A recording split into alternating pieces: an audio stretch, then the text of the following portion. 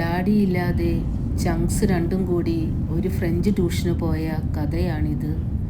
Tuition കഴിഞ്ഞപ്പോൾ ചങ്ക് പറയുക, mummy നമുക്കൊന്ന് ലുലുവിൽ പോയാലോ, ഇന്ന് നേഴ്സസ് ഡേ അല്ലേ എന്ന്. അതിന് ഞാനല്ലേ നേഴ്സ്, നീ അല്ലല്ലോ എന്ന് എനിക്ക് പറയണമെന്നുണ്ടായിരുന്നു. പക്ഷേ മൈൻഡ് ചെയ്താൽ തലയിൽ നിന്ന് ഊരിപ്പോവില്ല എന്ന് ഉറപ്പുള്ളതുകൊണ്ട് എന്നോടേയല്ല രാമനാരായണ മട്ടിൽ ഞാനിരുന്നു. അവൾ എന്നെ സോപ്പിട്ട് പതപ്പിക്കാൻ തുടങ്ങി. സാധാരണ ആ സോപ്പ് ഇവിടെ പതയാറില്ല. ഇന്ന് എന്തോ ഓക്കെ പറഞ്ഞ് ഞങ്ങൾ ലുലുവിലെത്തി.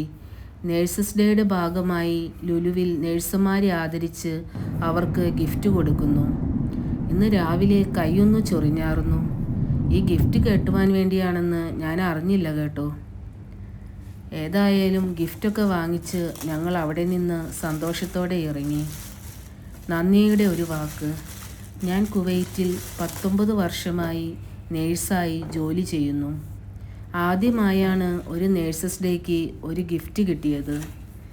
ഞങ്ങളുടെ ഈ കുടുംബത്തിൻ്റെ നേഴ്സസ് ഡേ മധുരമാക്കി തന്നതിന് യൂസഫ് അലി സാറിനും ലുലുവിൻ്റെ എല്ലാ സംഘാടകർക്കും ഹൃദയത്തിൻ്റെ ഭാഷയിൽ നന്ദി പറയുന്നു.